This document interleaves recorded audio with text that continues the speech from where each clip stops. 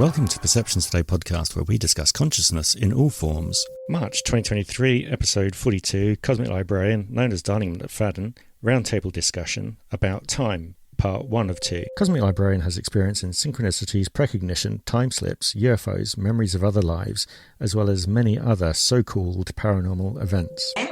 She was trying to change the past, and I just immediately woke up. And I went, what the heck was that all about?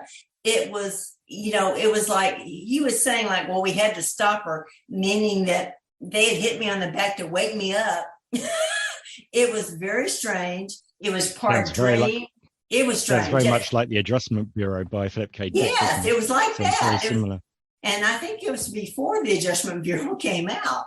But it was very strange. And This is an instance of the conversation coming up in the roundtable discussion. Participants knew it was being recorded. Welcome to Perceptions Today. It happens to be the 19th of January, 2022, and it will be my great pleasure to introduce Cosmic Librarian later on after I've gone through... You're now putting me off by waving. This is good. I like it.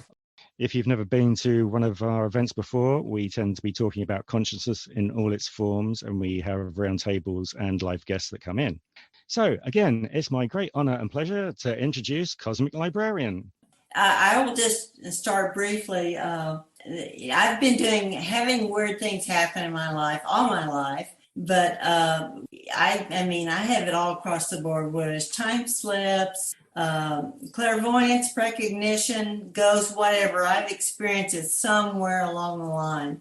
And today I want to focus on the concept of time, because I really, in my mind, it is just a concept. I don't know what it is.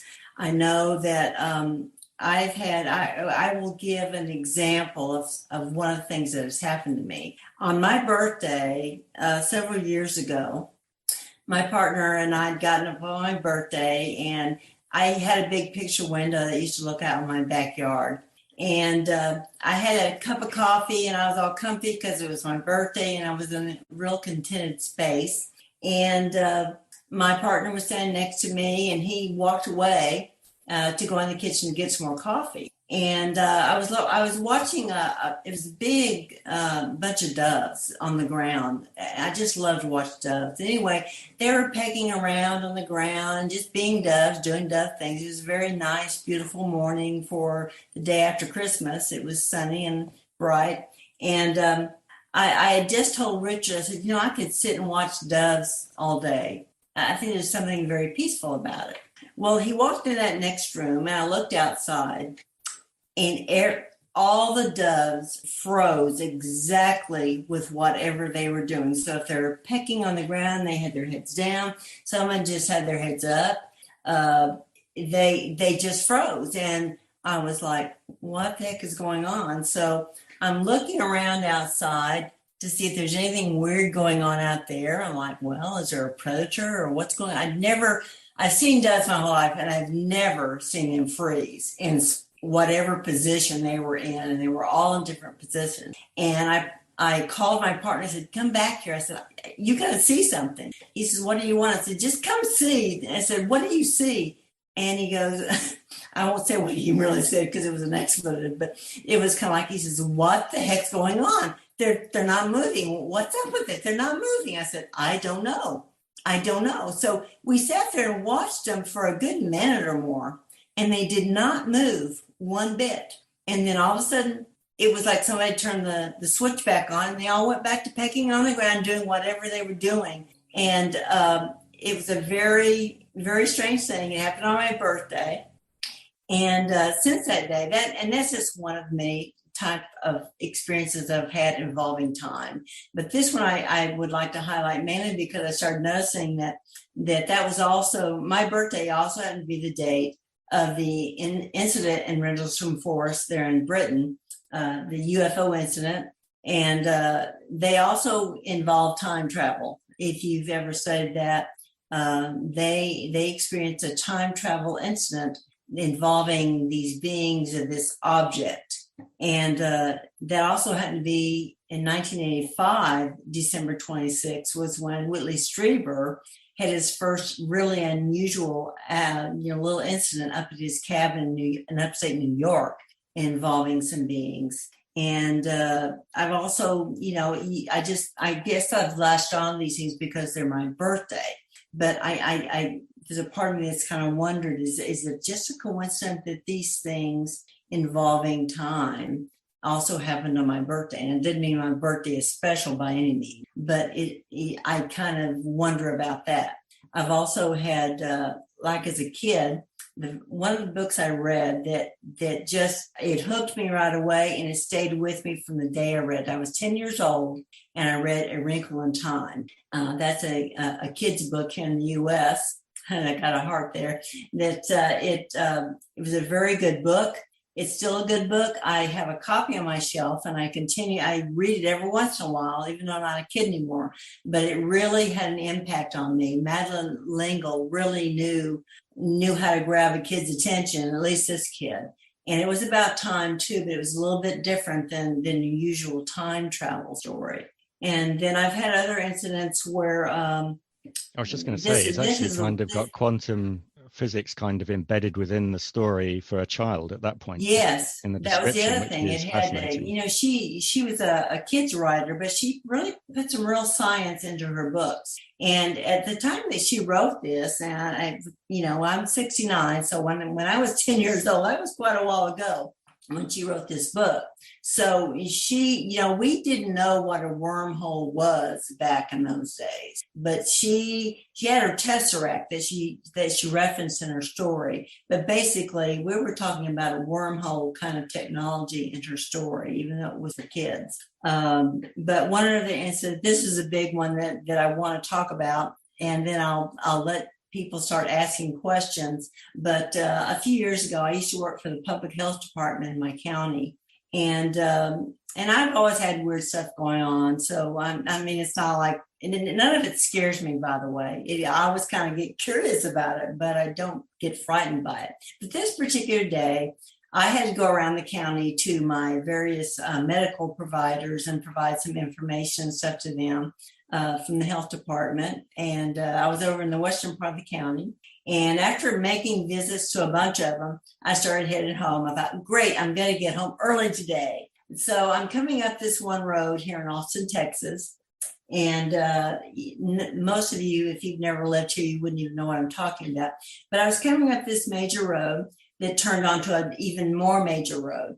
And then in front of me, before I came to that road, it was a Highway 183, if anyone's familiar with it. I was coming towards 183, and I saw this fire truck go past, and I thought, and I was getting ready to turn down that road. And I thought, I wonder what's up with that. And so I made my left turn on to 183, and I went up about 2 blocks. Now, what's weird is this was the time of day when the traffic should have been really bad. It was like around 4 p.m, so it should already be picking up pretty heavy. So again, and this is in front of a major mall, strip centers. It's a busy place. So I come to this intersection right there in front of the mall and all of that, and I see in the middle of the road there is a fire truck, a wrecked vehicle. It was an SUV, and there was fluids dripping out of the bottom of the SUV, and then there was an EMS vehicle. Now, at the time, I didn't think about it, but I thought back on it. I didn't see any people anywhere. That I had just seen, and this is all taking place in less than 5 minutes' time. So there's a fire truck with no people. There's an SUV, no people. There is an EMS vehicle, no people, and I don't see any other people or cars anywhere. Well, I'm just in a hurry to get home, right? So I thought, well, I want to get around this accident. So I make a right turn, and there's a little turnaround. It's less than a minute from where I make this right turn. So I make the right turn, do the turnaround to come back this way, so I can just go around it that way. Well, I go up to the turnaround, maybe a minute, come back to that intersection to make a right turn to get past it. And there is absolutely nothing in that intersection. The accident's gone. There's no vehicles, no people. And I remembered the dripping coming out from the bottom of the vehicle where it had the accident. It was all smashed in on the front. And I didn't even see any liquid on the ground. And I felt extremely strange. And I just came back home. And while I was coming home, I looked, there was a fire truck way ahead of me. And so I never did figure that one out. I don't know what was going on. It all happened in a very short space of time. And it was as real as can be. There was no, I told people about it. And my boss the next day said, you won't believe what happened. But anyway, that's just one of the many things like that I experienced around time. So I've kind of made a point of paying attention to time, studying time, and learning as much as I can about it. So at this point, Paul, I would be open to any questions or anything anybody has, and that includes my ideas about time or whatever they're interested in talking about. Okay, so what we can do is, if people want to introduce themselves or not, then we can go along that way and just say hello, which would be good, and just, a one-liner about who you are, if everyone's up with that.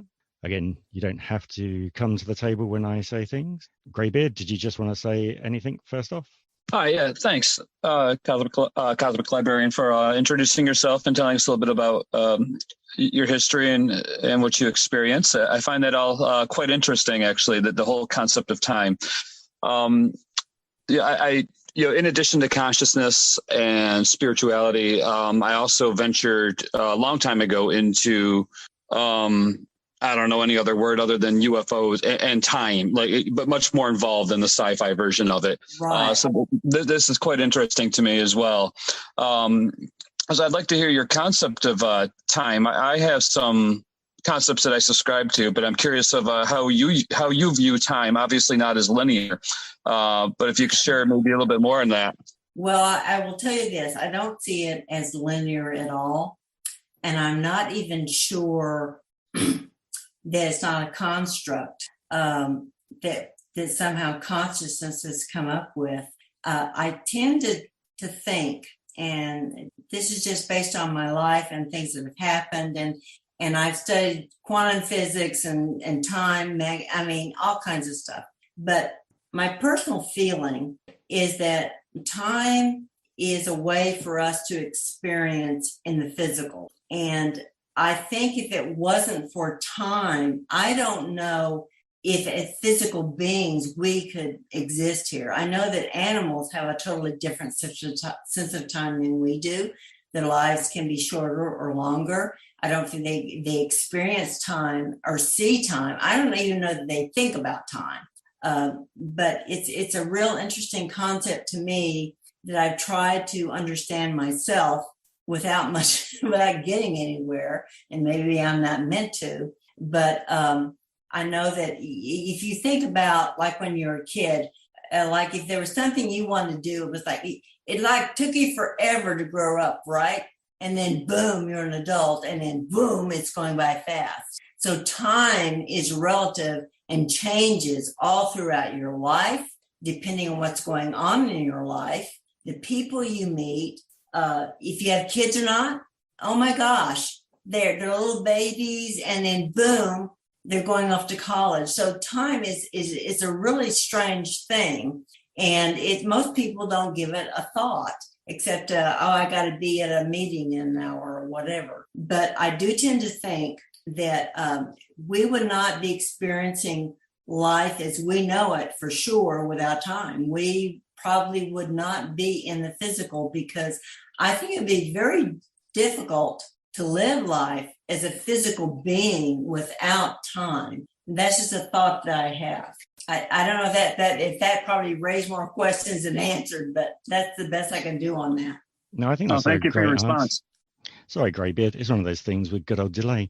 And with these things, on a kind of a subset of that, I've lost time with accidents, but people have said that I was actually walking around talking and doing things, but the part of me, which I consider me, can't remember anything about that at all. So there's other kind of things that have happened with myself in that way, which I'm trying to figure out throughout my life.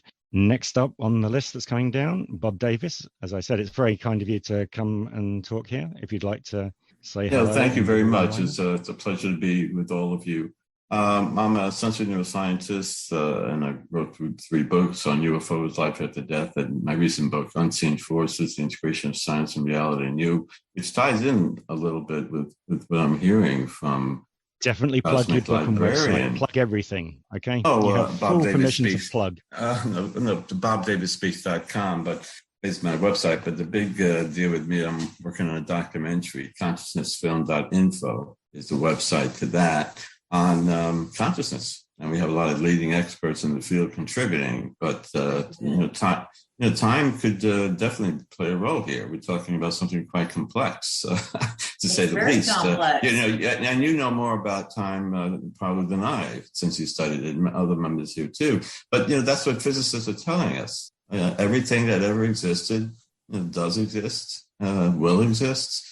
And it's confusing, and it's not linear. Correct. The past and the future could exist right now. And Darrell Bem experiments, I'm sure you're familiar with in vitro causation, it kind of demonstrated it, which has been replicated.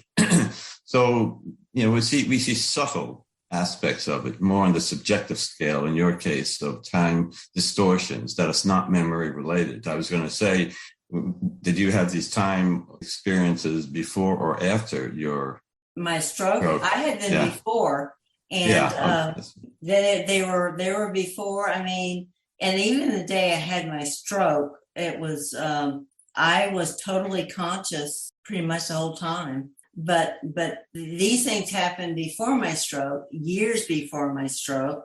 And the most recent thing probably was a thing with my birthday with my partner right there with me. And it really helps when you experience these things with somebody else there, so you don't feel like you're crazy. And he was there too, and he could not believe what he saw. So I know that in your line of work, I have memories of lives too. So, and I don't want to call them reincarnation, and I'm reluctant to call them, past lives. I tend to see them as other aspects of myself, and I tend to see, I see everything is happening now. Well, that's what quantum physicists. That's exactly the way I see it, and my experience, and it's really weird that I'm glad you brought that up, because it's a really hard thing to explain to people, the concept of everything happening now. And it is a hard thing to wrap your mind around. But I'll give you another example. A few years ago, and this was also before my stroke, I've remembered other lives off and on for a long time, and different places, different times, different sexes, different everything. A bunch, not just one or two, but several. And the one that hit me the strangest and made me more aware of time was one morning I was reading the newspaper, and there was an article in the Statesman that day about an exhibit that was going to be at the Ransom Center. That was going to be about some Tibetan Buddhist monks were going to come to the Ransom Center and make a mandala, one of those beautiful sand mandalas they do. And I was looking at the picture, and it was from overhead of them creating a mandala. And it was like, I looked at that, and then boom, I was back in Tibet, and I was in a monastery. I was a monk. I was a Buddhist monk. And my brother monks and I were in prayer and meditation. And at the same time, and this is what I thought was really strange, Genghis Khan's people invaded our monastery. They came in and they started cutting everybody down. And they got to me, and I was furious. I was a monk, and I was furious that this was happening. And I went to defend myself, and my brother monks. And of course, I was cut down too, right? And as I was cut down, I was feeling this horrible guilt for being angry, for taking out aggression on these people. And me, as Darlene, this cosmic librarian, talked to this other aspect of myself and said, this is not your fault. This is nothing to feel guilty about. You were in a situation that was beyond all hope. and you were trying to protect people you loved and cared about and yourself. And it's not your fault that you did that you died in anger. And it was really weird. I could sense this weight coming off of his shoulders. At the same time, I felt a huge weight come off of my shoulders, and I started crying like a baby. So I realized in that moment, this wasn't really a past life. This was some other aspect of myself living a life right now. And somehow I was able to heal that moment for this person. At the same time, it helped heal something in me about that day. That sounds very much like if you imagine your soul at the center of a bicycle wheel and all the spokes are different individualities of yourself all happening at the same time, and your consciousness is down there at that point. Quick one to add to the fact of you experiencing everything at the same time. Eileen, I keep wanting to say Imaginal Trevor and Eileen at the same time, and that's when my tongue falls over. And yeah, I know. I'm having split personality order when I'm talking about you. So talking to Bob about Eileen, she has Kundalini and also has the same kind of maelstrom of information going through her head at the same time as good old Cosmic Librarian. Again, I want to call you darling, and it's all going one of these days. You can call me either one.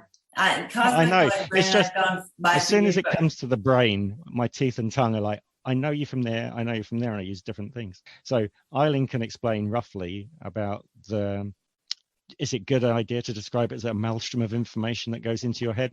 Maelstrom's good. Yeah. Thank you. I'm Eileen Meyer, and I am Imaginal Traveler on Twitter. And I'm a lifetime experiencer, and I wrote a book. I'm a singer. And I am currently involved in, I just launched a podcast called Translating Infinity. And so basically, I'm interested in the arc of evolution. And so when I hear you speak, Cosmic Librarian, I relate to so much that you share. And I just want to say that what I love about what we're doing here, what you're doing today, Cosmic Librarian, and what many of us are coming forward to do, is to speak about the direct experience, right? Exactly. And sure, we can study and see what the world has collected in knowledge, but the real good stuff is with the direct experiencer, and without judgment, seeing that and harvesting those bits of data that are so valuable.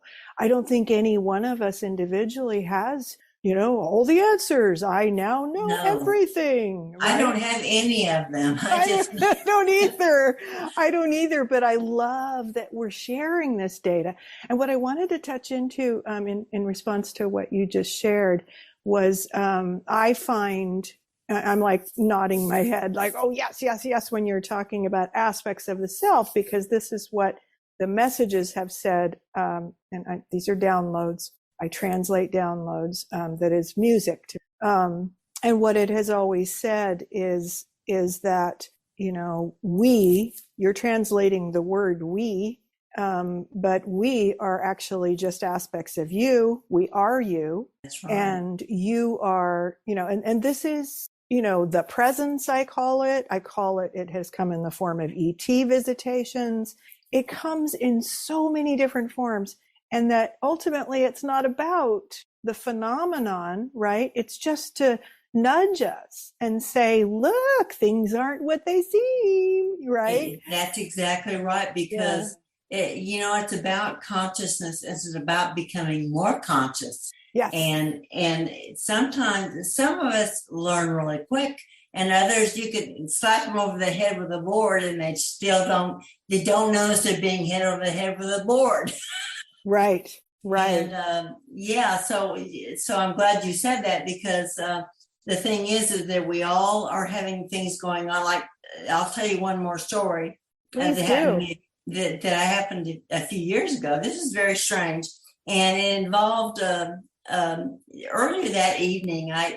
I'm sure most of you or some of you are familiar with Jeremy Vamey, And I had listened to his podcast, and I had gone to bed that night, and there was a thing about Hawaii, and there was a bunch of stuff going on, but it was just really fascinating show. So I went to bed that night and went to sleep, and I started having this really vivid dream that seemed real, absolutely real. And in this dream, I was somewhere, I was addressing some people, and we were doing some kind of ceremony.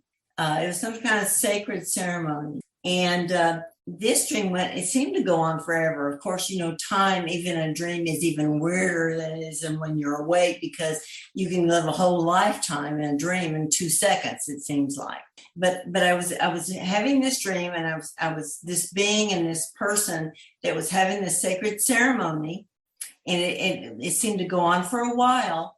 And then all of a sudden, I felt a really hard physical slap on my back, like somebody whap, just like that.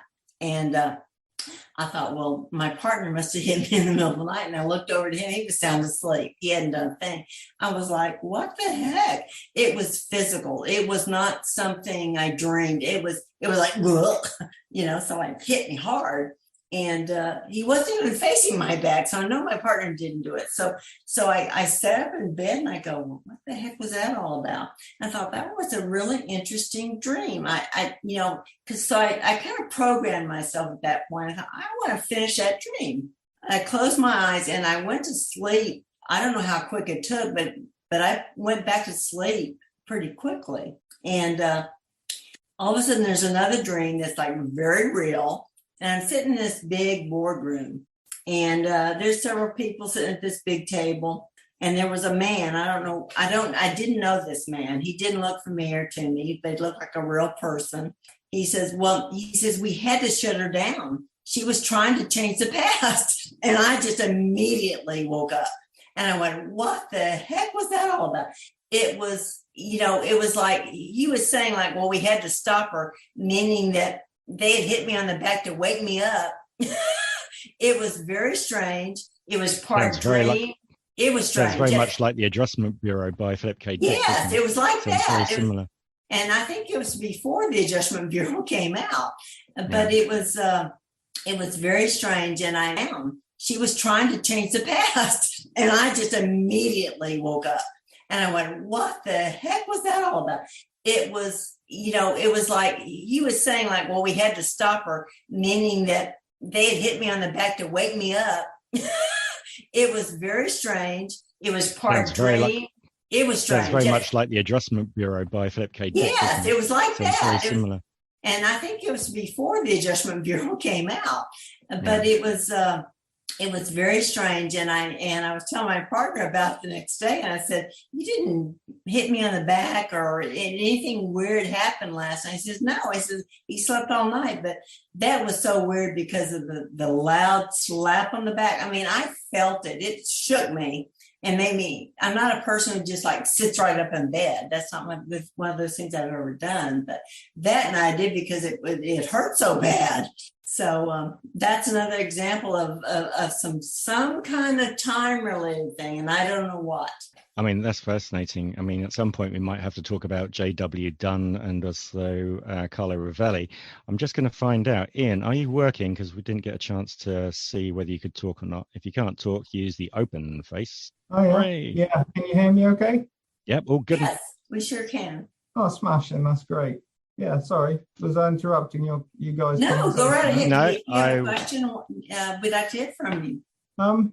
Yeah, so I can't say that I'm coming exactly from the same angles that you guys are. I have had experiences myself, and so I'm just trying to understand what was going on more. But I do understand that you guys are like, it's more about the experience than the knowledge. But I kind of like the quest for the knowledge too. So me too. So do I.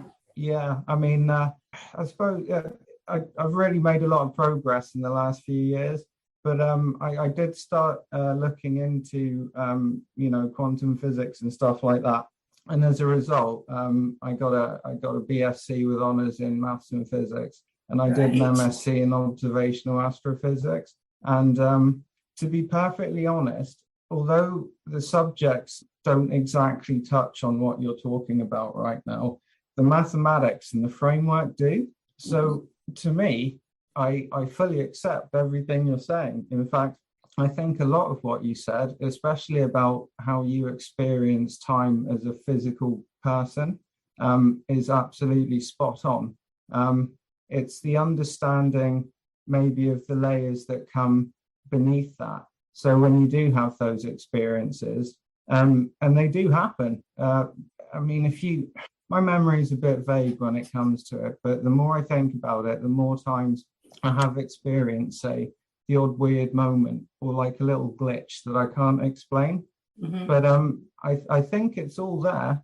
It's just, again, like you say, it's how we interact with it day to day as a physical person. But the underlying features of our reality, all that information is there all the time. It's just how you access it.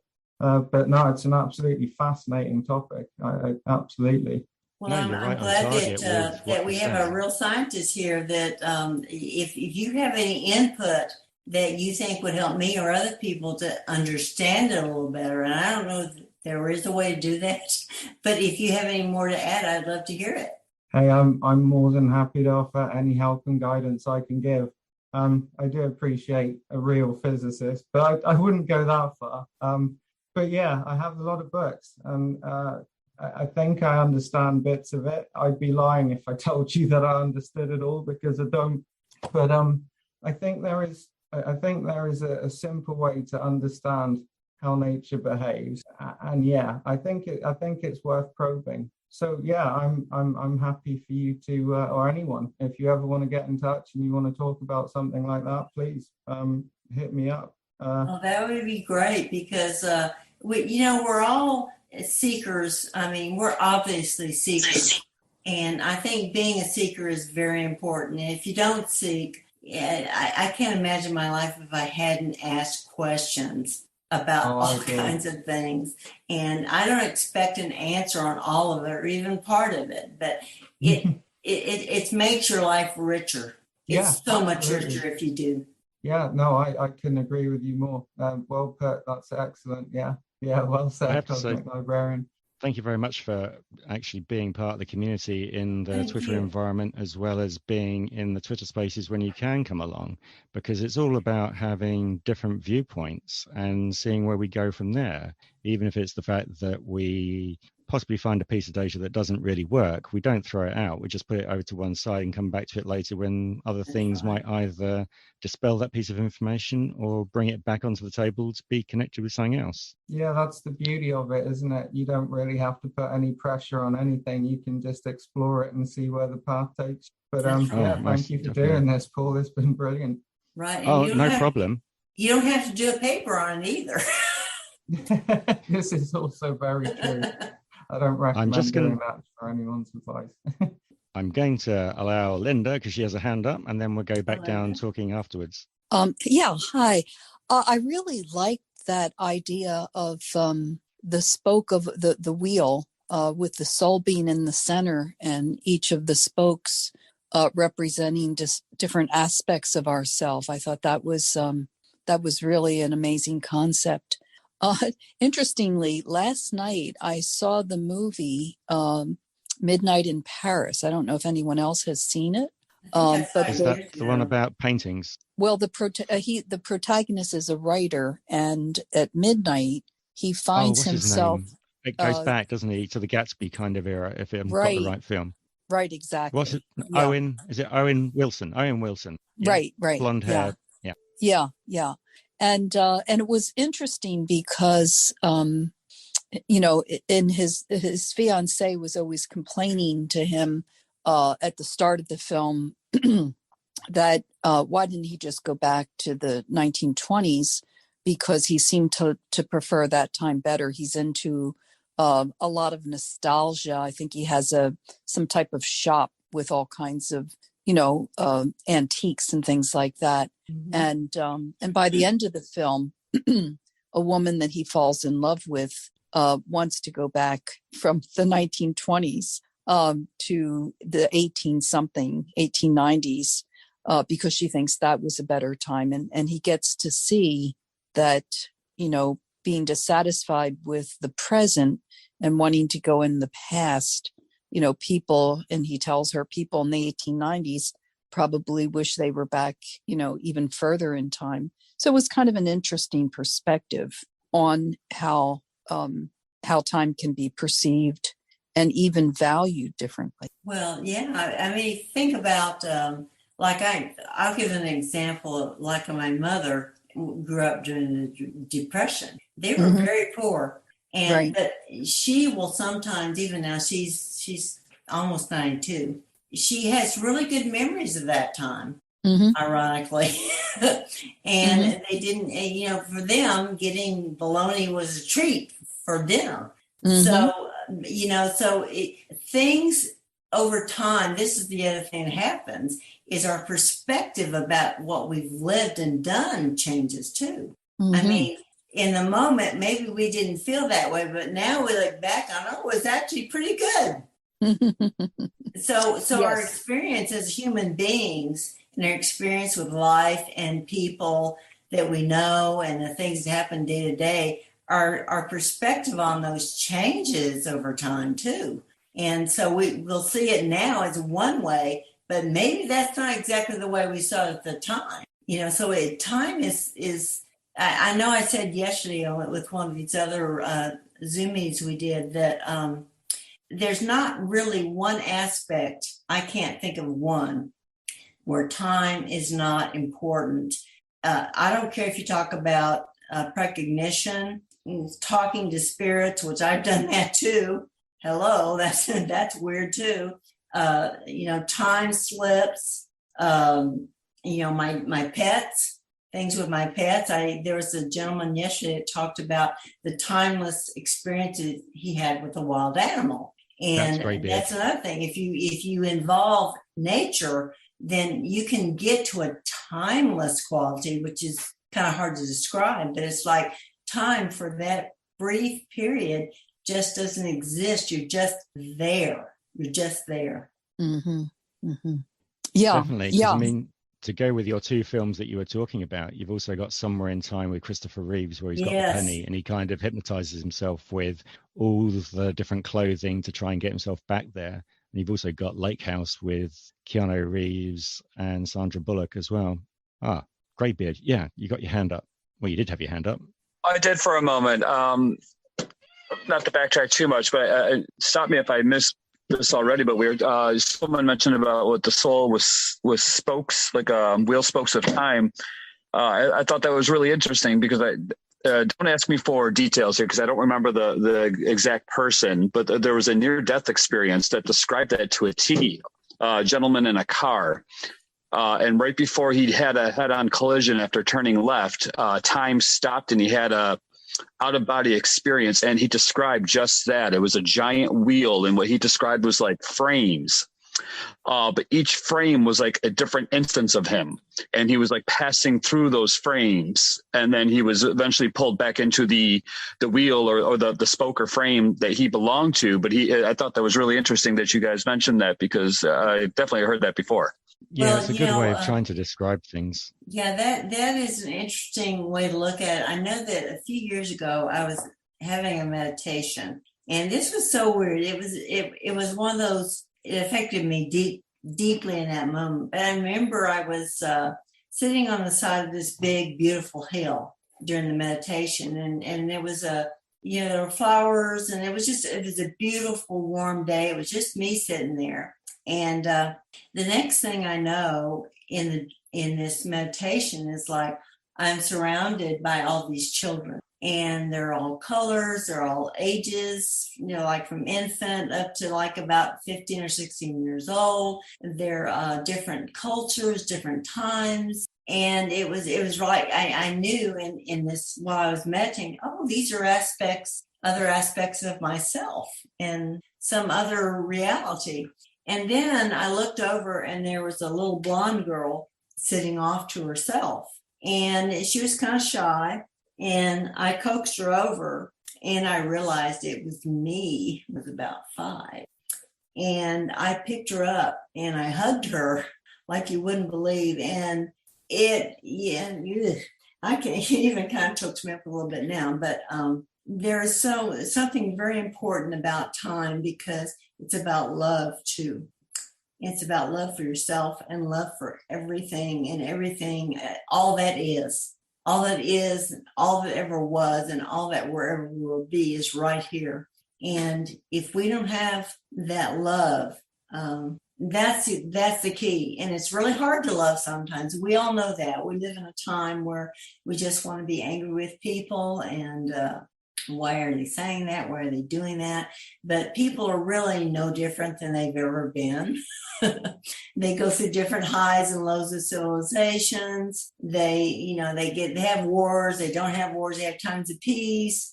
They have times of discovery, times where they forget things, long periods of time, like during the Dark Ages. I mean, we went from being really, really brilliant human beings to being in a dark place. And so it's important to love all aspects of ourselves all through time, because whatever we're going through in this time, and I use that term loosely, it's not anything brand new. We're still humans. We still hate. We still love. We still feel sadness. We still feel grief. It's all there. We're still the same beings, but we've got to evolve to a little bit above that, to where we start to recognize it and embrace it, and learn to talk to one another like we're doing right now, and learn important things about one another, which is also learning about yourself. Most definitely. And it goes along with all the ways that Myron was talking yesterday. Lucky enough, Myron's been able to pop back, and Mike Fiorito will be popping back. And down the list, Shadow Fox, good evening or good morning, wherever you are. And if you'd just like to introduce yourself, that'd be great. Yeah, hey, it's I'm Shadow Fox. I've just been kind of having these questions and doing all this stuff all my life. The one thing, when you were talking about having those different experiences with time, there's 2 points that I'd like to make. It's we can all find a time shift. I mean, runners can be running and they can get into that zone. Artists, whether it's music or creating art, can get into that time zone. And this is why these I'm making the distinction. When we take a look and we're seeing time, and you can take a look at it as a wheel, okay, you have the spokes, but I think for me, what vibrates the most is that center point is static. And as if you can look at it where you have that single spoke going out in that time frame, I kind of sense it in both directions, where you have the spoke of the wheel and it's going out, but yet I also see it as very a spiral, and it depends on what is happening in that given point in time, such as you can be that soul aspect and you can be right in the center, or it can be a center point of static time, and you can go to a past life. So that would be, you would be trailing along on the spoke, or you can be in that same position and you can have those experiences. And this is why I say it's more kind of like a spiral for me. When I was 9 years old, my mother was in the hospital with 4-stage colon cancer, and they gave her a 2% survival rate. And that night, I was raised Roman Catholic, so I kind of went to what I knew for the most part, and I started my prayers. But I didn't pray to them, I spoke with them, was a major difference. And in that time, I was crying, I had her pillow, and I could smell the perfume on her pillow. And during that time, I ended up falling asleep. And when I had awoken, now the rest of the family, nobody told me I couldn't go to school. They said, so I got up, I was a walker. And the moment I woke up, there was no time. I mean, it was like everything was in slow motion. I was walking in slow motion. Snowflakes were coming down, and it was like just a very light snow. It was the brightness, the colors, the smells, everything was so very, very vibrant. And when I had gotten to school, it was culture shock. It was like kids were screaming, taking off boots. And it was at that moment in time that I was literally brought back. And tears just came into my eyes. And the teacher asked me, "What's the matter?" I actually hid under my desk. And the teacher came and got me and said, "What's the matter?" And I said, "Oh my goodness, I was in the most powerful prayers of all of my life, and I fell asleep. How disrespectful is that?" Talk about perceptions. And so in that moment in time, she said to me the best thing she could have ever said. In that prayer, your prayer was answered because what you required was sleep. And that when a child asks in prayer, angels will come and answer a child's prayer first. This is what she told me. So I was like, oh, then everything is going to be all right, because I saw snow falling and beautiful. It was just, the experience was absolutely fantastic. And this is why I'm saying it's in that cycle, that circle motion going down. So it was like I was on that and coming back down into me. So I think there was a difference, and I'm still working with that. It's not like, hey, there's proof somebody's doing this or that, but there's definitely a distinction in those moments in time, I think. I think you're right. And I think also that everybody is going to experience what they need to experience in the way they need to experience it, because what works for one person may not work for the next person. And so we are going to have these experiences. They're all very similar. I had something similar happen to me, and this happened. Yeah, but I had this happen. They're all kind of the same thing, but it's like each little experience that we have like this, what has to do with time or spirits or whatever you want to call anything that's going on in your life, it's unusual at that time, or even the death of a loved one. You're going to get it in a way that you need. It may just destroy you or make you feel like you're being destroyed, but you're getting it in the way that you need to get it for your growth.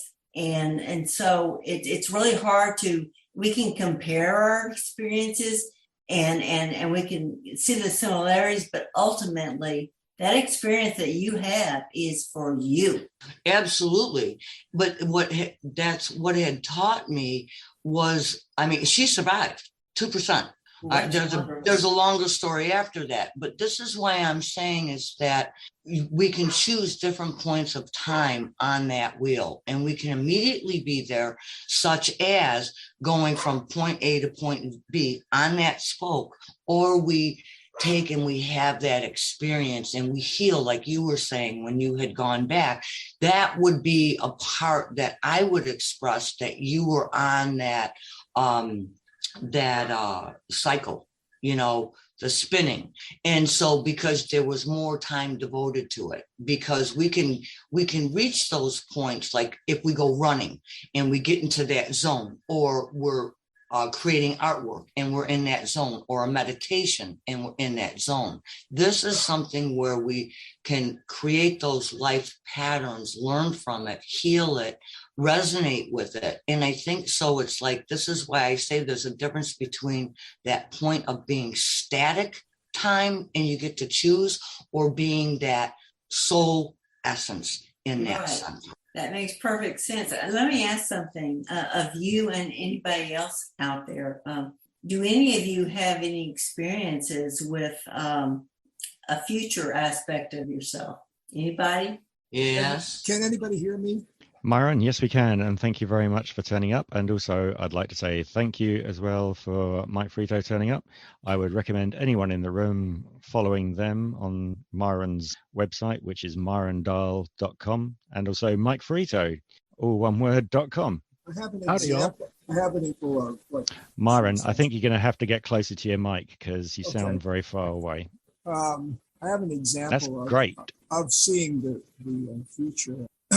Years ago, when I was meditating, I talked about yesterday, I saw an old man sitting in a room full of artwork. At the time, I was in music school, and in composition. And so I walked into the room. I was out of body, of course, this vision. And when I walked into the room, I saw this man sitting drawing in a journal, a black journal. And all around him were all these paintings. I went up to him and I asked him, he still had his back to me. I said, what are all these paintings? And what are you at? He turned around and it was me as an old man. And I was shocked at first. And because I was a musician at the time, I had no intention ever. That wasn't even in the farthest reaches of my. So he looked at me and he said, "This is you in the future." So I wrote it down in my journal in 1978. I forgot all about it.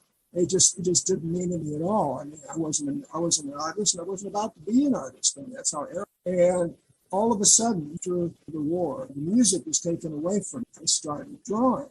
Now, I couldn't draw, so I was doing little stick drawing journal, little tiny things, nothing spectacular at all. And now it's 8,000 works later. I've shown all over the world. That room is this room right here that I'm sitting in. I saw back in 1978. So the premonition of my own future was sitting there talking to me and letting me know this is what was coming. And it all came to pass, sort of without my permission. It just decided, the universe decided, this is the way it's going. The music is going to fit, and the art is going to come predominant, certainly. And when you go out of body, time goes away. I can actually be in 3 and 4 places at once. Yes. At different ages. I can be a teenager. I used to take these long walks when I was a kid at 8 or 9 years old and just sing songs to myself. So I can do that, and I can be there. I can actually be that child by going back and out of body. And if you go out of body, then there's nothing that you can do. Exactly. Yeah. So that's real interesting. I would be interested to hear from other people too, as well as you, about the future, because I in particular, I only had one incident that I remember vividly that I'm pretty sure was me. And it was ironically kind of a UFO incident, right? But it wasn't really. I've had other incidents like this, but this one was really different. I warned myself. I mean, it took me a while to figure it out. One night, my ex-husband and I had had an argument, and we went to bed, and it was dark. And out of nowhere, we had a second-story window in our bedroom, and there was this. I mean, that big window was filled with red light, so much that it lit up the bedroom. And we both kind of sat in bed and said, "What the hell is that?" And my ex-husband went over the window and looked out even closer, and he just left the room. And I said, "Where are you going?" He says, "I'm going to go check on our son." And he left the room. And so I sat there and I was angry. I was very angry that this light had appeared at that time, because what I didn't tell anybody for a long time was that, and I sure didn't tell him, was in that moment before that red light appeared, I was contemplating getting out of bed, getting my son, and getting out of that house and leaving my husband at there. But for some reason, that red light appeared. And, I know some people thought it was a UFO. People had all kinds of ideas about what they thought it was. But me, knowing me, and years later, that was another aspect of myself coming back to stop me from leaving, because I had some more lessons to learn before I went on. Yeah, I think that's a pretty good. It was. That's really a powerful. It was. So what, do you have any other stories like that, Myron, about the future? Yeah. What's interesting I don't understand why it gives me future visions. For instance, I have witnesses. I'll give you a short story. I had a dream, simple dream. I'm walking down a pathway, and there's a canyon on the right, and all these people are running back towards me, and they're saying, "Don't go down there! Don't go down there! There are all these bees down there in this tree, and they'll sting you, and they'll kill you. They're just everywhere. They're really big." And then they ran on past us, and I said, "Well, let's go on down." So I went down, and the tree didn't have any bees in it at all. The tree had ladybugs, millions of ladybugs, not bees. Okay, so that was the dream. So we're having breakfast. After we wake up, we go out and have breakfast, and I tell my girlfriend, dream. 1 hour later, we're walking down a cement path. There's a cliff on the right. People are running towards us, and they're saying, "There are bees down there. Don't go down there. You're going to get stung by bees." We go down there. The tree is filled. Oh, wow. Now, the remarkable part isn't the precognition. It's why.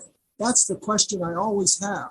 Why would my unconscious give me that example? The only thing I could think of is that it was trying to produce some kind of confidence in my ability to see the future.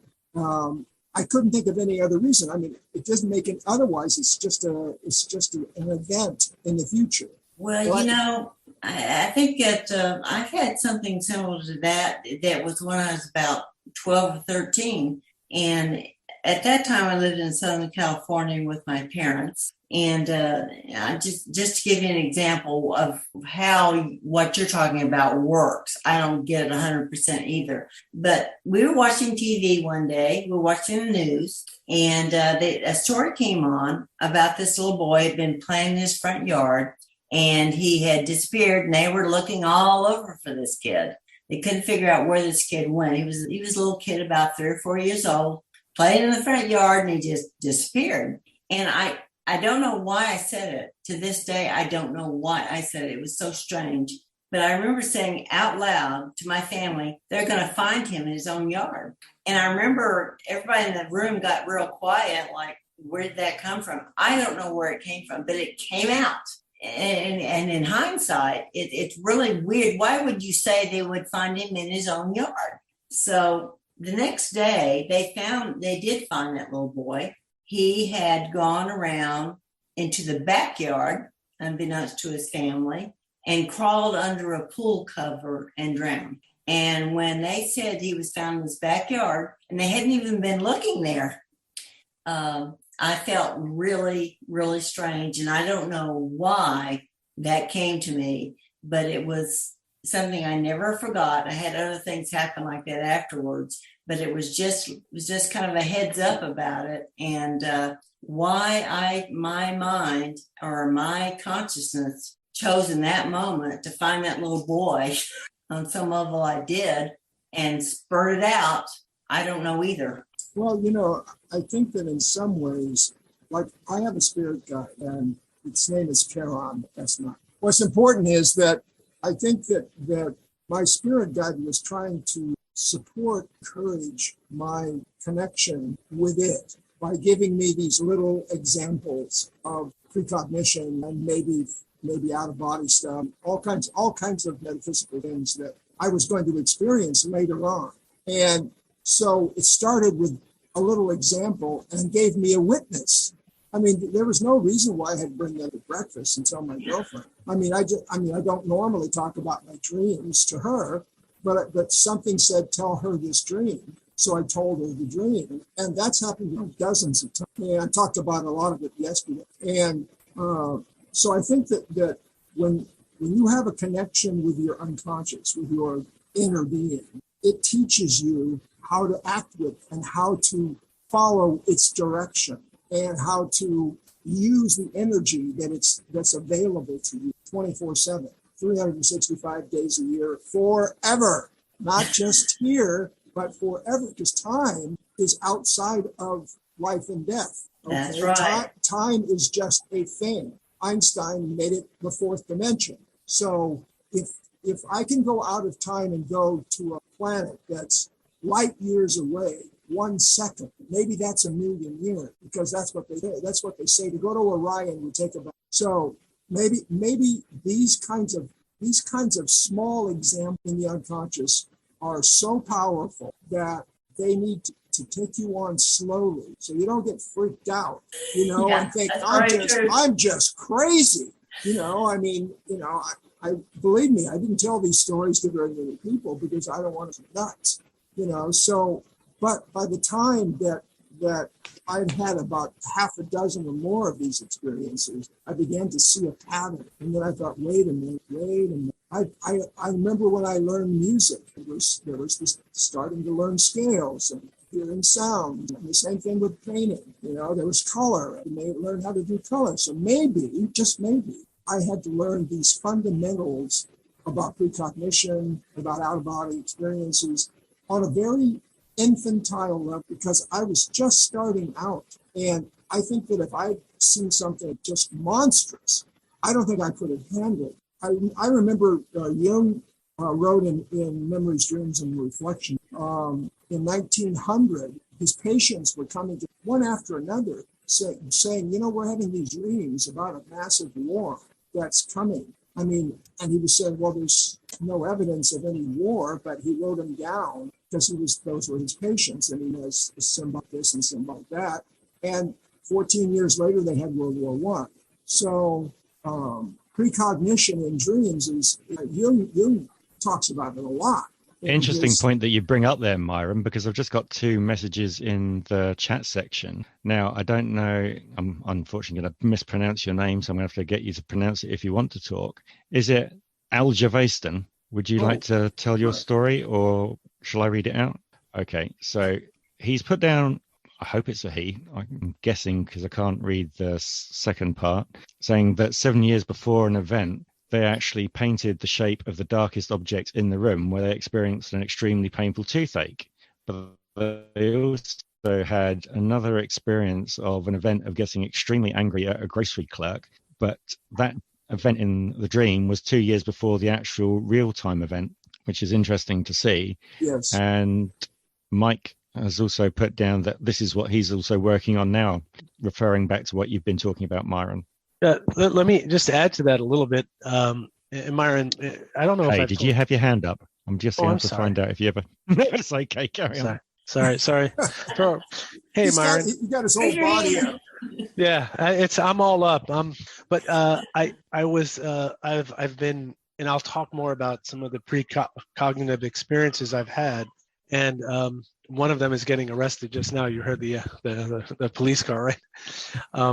But it led me on a journey of investigation and research. And one of the really fascinating things that I read is that we look to spaceships and to different conveyances to get us to, as Myron mentioned, if we traveled with conventional methods, we'd get to the nearest star in 20,000 years. So that's just not doable. But Diana Pasulka writes that the human body is an antenna, is a vehicle, a conveyance for travel. And it's not like she's one person. This is not an isolated thing. And so I started doing meditation. Now, Myron, you may say I'm crazy, and I'm okay with that. But if you meditate and if you have experiences. Now, is it tricksterism? Is it me thinking it is? But you will find yourself, if you meditate on leaving the Earth, leaving the solar system, leaving the galaxy, you will encounter something. Maybe it's your unconscious. Maybe that's what our unconscious is. Maybe it's connecting what Jung says, the collective unconscious. I don't know, but I urge all of you, meditate, try it out. You'll experience. I agree with you. Yeah. I agree with you, because some of the most profound experiences I've had, some people try to get to a state where there's nothing, right? But there's another kind of meditation. That's the kind and I didn't have to do it very long to do it. Mm-hmm. And I've been to Mount Uluru down there in Australia. I really went there and I really hiked up that thing. And I've had many meditations where you literally go someplace else. Right. And it's really cool. if you're intentional about it. And yeah. No passport needed. No, there's also something which will fit in. And again, artists and other people are obviously influenced in certain ways. If you've heard of the author Piers Anthony, his idea for the cluster series was that the human species kind of got the travel into space, but found that was inefficient. And what they did was they actually transferred like the Kirillin aura of the person to the other planet to actually help out, but you didn't actually go physically. Your aura went and you inhabited another body there, while on the planet that you left, the other consciousness got put into that body and you were there for a certain period of time. And if you imagine that most things, I mean, imagination is a strange thing. I don't think it is actually imagination. You could be picking it up from elsewhere, whatever has gone before, multiverse, anything along those lines, because it's very hard to come up with where you pull some of your concepts for imagination when you have these really strange thoughts, which you think don't really belong in the way that you normally think in your own head. You know, and when you're young, when you're a child and you have, quote, imaginative things that a child can't possibly know about. I mean, I've had, when I was 8 or 9, I was traveling all over the place. And there's no way that a child that age would see what I saw or even know it existed, unless it was some kind of future connection. So I was out of time, out of body, even at 10 years old. And when you're out of time, out of body, even though I might not understand what I'm seeing, because I'm still a young child, my spirit guide explained pretty much what I was seeing, but it doesn't negate the experience. And to talk about Mike was saying, I think meditation works very well, ceasing the ego ignorance. From the ego wants to control the space you're living in. It wants it safe, wants it to bear and surround you. Your unconscious wants to be free of that. It wants to be available to all experiences wherever they come from. Cosmic reality, whatever reality is. I don't even think we know what reality is. Everybody runs around saying that they know, and then you start asking, they just don't. The answers are just circular. So since we don't know what reality, why not accept the experience as truth? Oh, definitely. I mean, Shadow Fox. Come on, my teeth are in bad tonight. I don't know. Yeah, one lip was moving, the other wasn't moving properly at all. I know technology too. Yeah. I don't know how long you've had your hand up, but I've noticed you got your hand up, so I don't want you to get lost in not asking your question when it was possibly relevant to what Myron. Oh, look, see, the teeth have gone there entirely now. Myron was saying, and also Cosmic Librarian. Yeah, I kind of, the thing with this is when we're viewing different dimensions of time or that reality, whether we do it through meditation or just living our lives, there's and this is something that I share with my students and different mechanisms and how to do it. But there are 3 ways that we can access or project that our consciousness, our awareness. It's we can bring information to us. Okay, you can ask, like from the Akashic records, you can stay where our consciousness can remain exactly where we are, like centered within ourselves, and then we can literally access that information from that point. It's like going there. And another one is literally going there, like astral projection. So there are those 3 mechanisms, and like what Myron was saying, like if we're let's say interested in viewing and seeing other worlds or other aspects in different dimensional aspects, that means that we can literally take our focus and literally go there. And this is why I was saying it's like that spoke. It's like from point A to point B, we can be there and access that information. And I just think it's so great how everybody is coming together and we're all putting in all these little pieces and tidbits of information. And I'm sure you guys probably have heard me say this before, but everything that I've learned, I have always learned from nature. Nature will always provide an answer. I don't care under what question you could possibly ever conceive. It will always answer. And it's just like this mechanism of time. Think about it. If you take a look at a molecule, you have an atom of an atom, okay? You have a nucleus, a photon, a neutron, all of these little particles. Well, what happens? It will come into the center and it will go back out or be repelled. So it's like no matter what we look at, whether it be time, whether it be ourselves, no matter what, nature will always answer. It's just we have to take a look at things a little differently. Like we have to, like what Meyer was saying, that ego. We've got to step away from that ego that likes to control that environment of everything, because that is where the illusion is. Once we can look and see that aspect that's just beyond, it's like that, it's like almost like a border. And once we cross that, everything just comes into focus. And it's just really, what position would you like to be in? You can send out for the information, kind of like, like takeout service, and have food come to you. It's just, or you can literally go out to the restaurant and eat. So it's just a really great mechanism. And I just thought I would add that in there because we're really touching on major points. And I think this just kind of brings it in and ties it in together, and wrapping it with a bow, so to speak, so that if there's a point or a process for where somebody is, they can grab a hold of it and then it's theirs. They can, oh, really? I can do that? Yeah, you can go check out other planets. Go for it.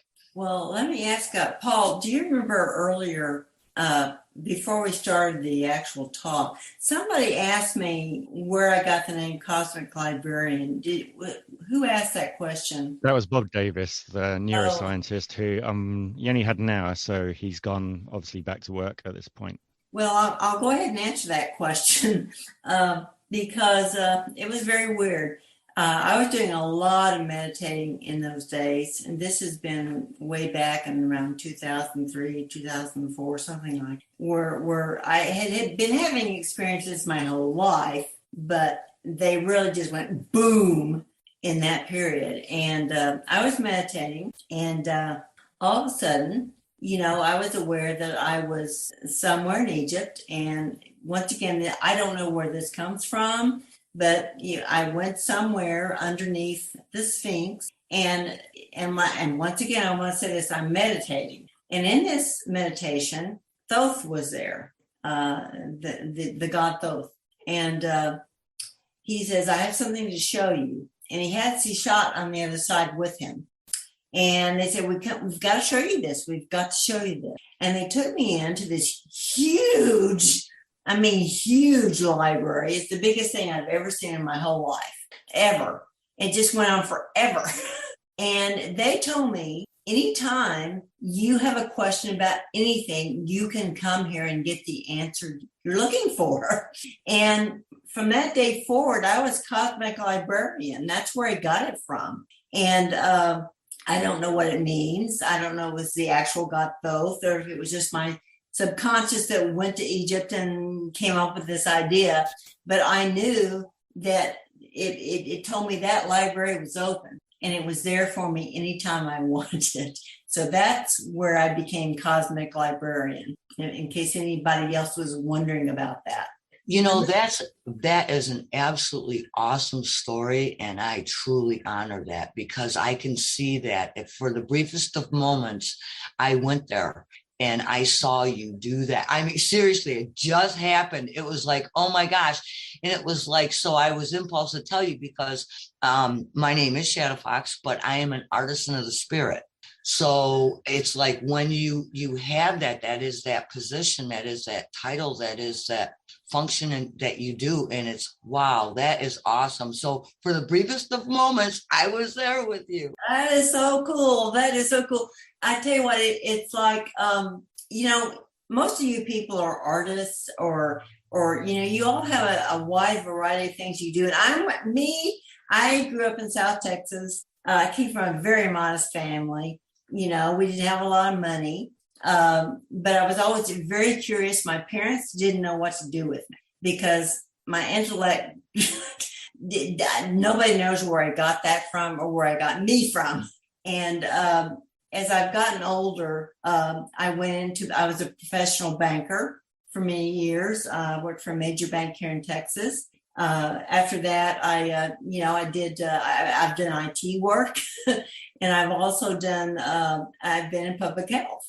And I'm like, and somehow I've negotiated through this weirdness for many years.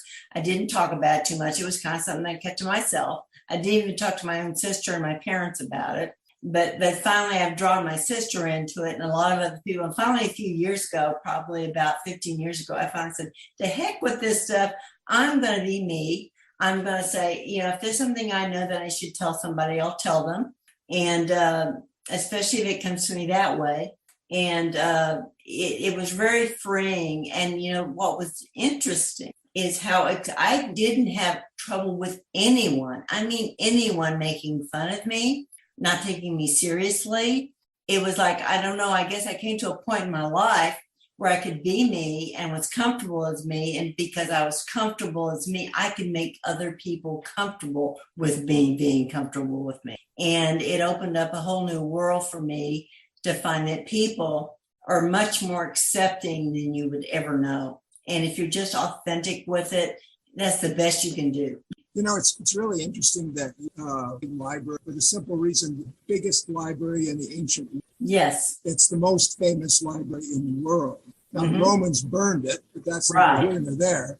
The point is, it's an interesting way to introduce you to that area, to that cosmic library. Since that library had all of the information. So you just expand that out to your wonderful title. I just love it. Well, thank you. It's just great. But I just thought the synchronicity was obvious that the biggest ancient library in the world is in Egypt, and that's where you go and you meet Thoth, and he says, yes, you have the cosmic. That is just beyond accident. That's just beyond accident. That is absolute synchronicity. I watched a movie last night that on the face of it, it's just a kid's movie, the Beauty and the Beast, the Disney version. And I remember telling my partner sitting next to me, I said, if I was a Disney princess, I'd be Belle, because it's all about books and learning and having access to a library and having a partner who's intelligent and all that kind of stuff. So when I was a kid, this is what's interesting. When I was a little kid, I lived in a very poor school district here in Texas. They couldn't even afford a school librarian. It was that poor. So what they did is they picked certain kids in the school to be librarians for their classes. And to this day, I still have it. It's a little gold pen, little tiny thing. I need to dig it out and show it to y'all. But it says library on it. And I was probably 8 or 9 years old when I got that. And so I never became a librarian. I never went and studied to be a librarian. I've done all kinds of things in my life. And I did a lot of acting in college. So I've even done acting. Everything I really wanted to do, I've done, even if it was just for a little while. But the thing about the cosmic library to me is like, it was a pinnacle to me of all the weird experiences I've had and all that. The idea that information is right there. It's right there if we just know how to go for it. That's excellent to say. I was just going to say, sorry for going over the top of you, Myron. Two new people that have just got into the room who are part of the community is Ray and also the Humanity Hoax, also known as Jamie. So evening to you all. Evening. Sorry, I'm just getting used to how Zoom works on my phone, because it's normally on my laptop. It's the first time I've done this on my phone. But good evening. Thank you for inviting me in. Welcome aboard. Do we have any more questions or anything? Hello. Good evening, Ray. How are you doing? Hey, Ray. How are you? I'm good, thank you. Yourself? I'm doing great. I'm glad to see you here. Yeah, that's right. I'm trying to figure out how to use this thing. Now, that makes me as well. We're all Rick doing and I that have at the been moment. following each other on Twitter for quite some time. This is the first time I've actually heard his voice. Yeah. Cool. Glad to hear. You've missed a lot, and we've had a great talk, and there's been so many interesting people here. I'm glad to see you here. Glad to see you all here. Let's have some more questions and throw some more ideas out there. About time, y'all. Okay, yeah, we'll do. Meanwhile, while Ray tries to look for an icon, I will just fill the space that is being there. Does anyone have strange kind of experiences with time, whether it be suddenly, again, like the roadway, you're driving, turn up there and you don't know how you did it, or you've walked like that from one location in a town, or possibly, multiple wake-ups within the same dream, or feeling the day's gone multiple times? Well, I can. Everybody know when you. Hello? I think you're very far away from your microphone, Myron. Did we lose Myron? I'm not sure. I think he decided to go to the other side of the room, away from the microphone. Ray, are you okay with your buttons still? I'm trying to turn the volume up so I can hear everyone. So. Ray, at some point, hopefully, while we discuss with him at some stage, we'll possibly come and talk about consciousness and the way that he works in his field of study, which would be good. No pressure, no putting you on the spot or anything, but we have mentioned in the past that it would be a good conversation starter. For those of you that have come in late, we've really talked all across the board about time, all kinds of things that are of interest, of different sets of things that have happened to a lot of us around time. So.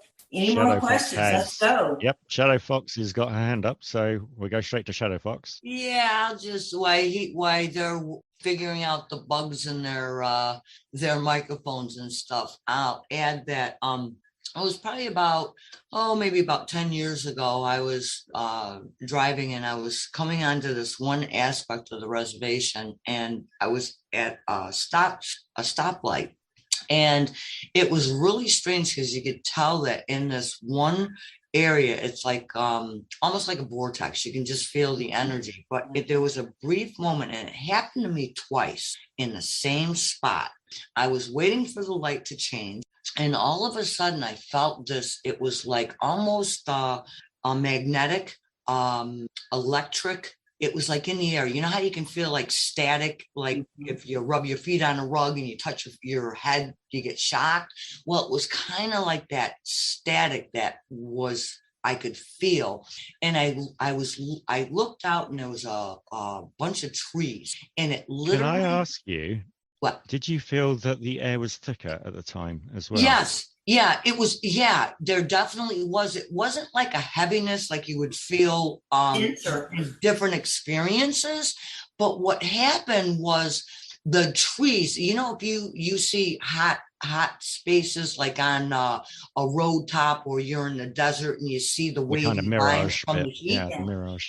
That's exactly what the trees look like. They literally kind of like waved back and forth. They were moving. And I don't mean from wind. I mean, it literally looked like these trees, their whole trunks were waving just like those hot waves going up from the ground up. It was one of the freakiest things I have ever seen. And I just took a moment and I went, whoa. It was like, so I was really like in that moment in time, it was like my brain was photographing everything, like click, click, click, click, click, so that I could record that, what it looked like, what it felt like, what it smelled like. And then one other time was about 5 years later, same spot, same thing happened. And I happened to be with my husband at the time. And I asked him, I said, are you seeing what I'm seeing? He goes, I know I'm feeling something. So my husband didn't necessarily see it the same way I did. His feelings were a little bit different. And he expressed it a little different. But in that one specific area, it was definitely the craziest thing. And I really don't have any for that. I truly don't. That reminded me of the thing I said earlier about where I saw that accident that disappeared. it's so hard to describe to people when these things happen and you don't understand it. You feel so weird in the moment. It feels so unrealistic. Wouldn't you agree? I mean, don't you? It almost takes on a dreamlike quality for the briefest moment, but you're like, no, this is real. I can feel the steering wheel on the car, and I can. Yep. It's like definitely like it was like a dimensional shift of reality where everything was like, and that's why I'm saying it was like they were dancing. I mean, the trunks were literally dancing as if it was taffy. You were just, waving it all over the place before it gets hard. It was really, really weird. The feeling was okay. Really so dimensional shift reminds me of one more thing. I was just going to put it in there for you because it'll match with the road system before we get too far, and also Ian's going to probably come in on something along that line before you go on to your next bit. On the roads, I was speaking to Wild Eyes yesterday and obviously mentioning that we were having this topic, but she has other things to do, unfortunately.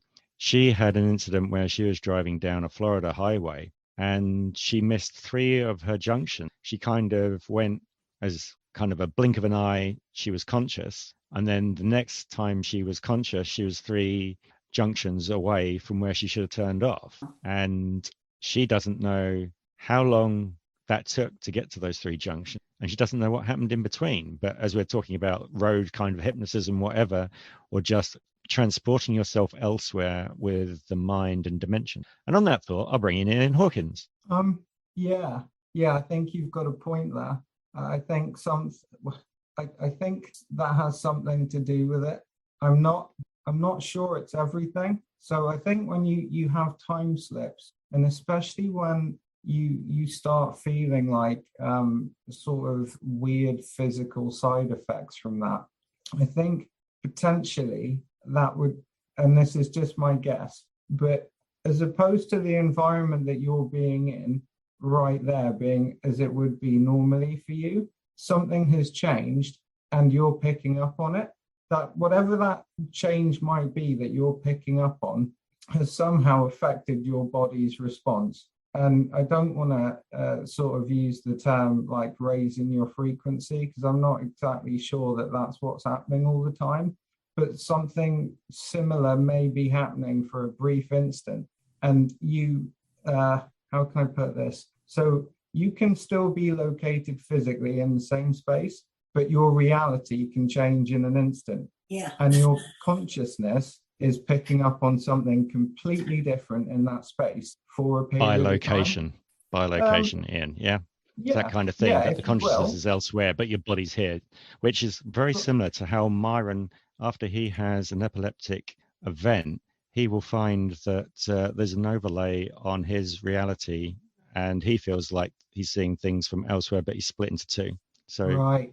And that would go somewhat to put some understanding into why there could be people very close to you in that region who aren't experiencing that, and they're seeing you, and to them everything is still normal, but to you they aren't there anymore, and you've bilocated to something else, a time somewhere else, or I don't know. I mean, I've heard some stories where people have been, say, walking down a pathway and they've crossed a boundary and they are literally someplace else. And I think potentially then wholly physically you have crossed into another dimension or another region of space that's inaccessible to you normally. Well, I think this is one of the things I was going to bring up. I don't know. Remember all the brouhaha about 2012? I mean, at the time, I was like, I was very familiar with the Mayan calendar and what it said and blah, blah, blah. I didn't believe the world was going to end or any of that. And like, I remember on December 21st of 2012, I was just doing my life like I normally did. I was at my computer doing some work or something. And the weirdest thing that happened was I wasn't expecting it because I really didn't think anything was going to happen. I thought it was a bunch of hooey, right? Well, I felt a physical shift, a dimensional shift or something. And I was like, hey, what was that? I was sitting in this chair, as a matter of fact. I mean, it wasn't anything, like, wow. It was just like, I just felt a shift. And, what do you tell people about that? I don't know. Did that, in that moment, what really happened? Did the timeline switch? Was it not the end of time, but a switch in time? Or, did something... When that happened in that moment, were things that were going to happen not happen? Something else happened? Anybody have any ideas on that? I have an idea, but it's a nice thought experiment. Because obviously the good old solar system is spinning and moving, and you've got galaxies which are moving, and then you've got your good old universe. We could have gone through something which is similar to the explosion of, say, a neutron star, gone through whatever rays or something like that, and when you go through that interacts with the human body chemistry and makes people feel differently and could pop you elsewhere at the same time. Isn't that very similar to how the Yuga cycles are supposed to work? We pass through different quadrants, and that's when you get the different cycles, because you get peaks and troughs in the energy. And so, because you're talking like 400,000 years, aren't you, or something like that? I mean, huge. No, I think I can't remember the guy that did it, but he has done a revised cycle. And his basic premise was that the cycles were just getting so long and so massive, they didn't seem to make any realistic sense. And it was more like people were just putting fill-ins there to make things work. But he, from what I understand, I think he got those cycles down to about 2,700 years, 3,000 years per cycle.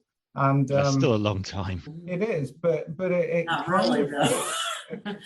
kind of fits with natural sort of cycles and things that we experience on the planet, with extinction events, and also with how societies rise and fall.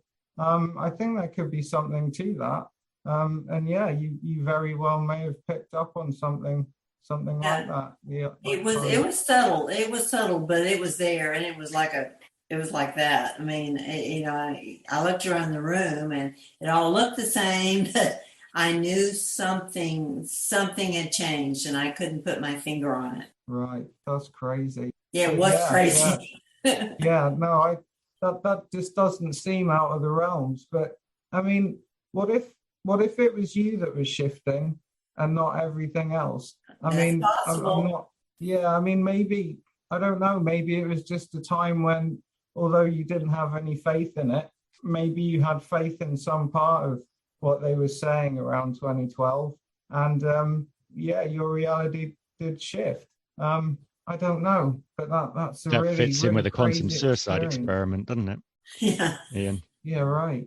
That you don't ever die in your own lifetime. Only other people see you die, so that you kind of keep, clicking around into another storyline. In 2012, I was in telecommunications. I was president of a telecommunications company, so we had maybe 2 million. Sorry, lines. Myron, could you get a bit closer to the microphone, please? We had like 2 million lines to take care of. So we had all these customers, and they were all panicked that something was going to happen. Our systems would be done. It would just be horrific and terrible. And we had techs ready, and we did remote stuff. We were ready for all kind of contingencies, and nothing. So yeah, we changed some dates on some computers. But we got a lot of business upgrading phone systems, because people thought they needed to do this upgrade. So we upgraded 400 or 500 systems, and we were talking about 10 fine systems.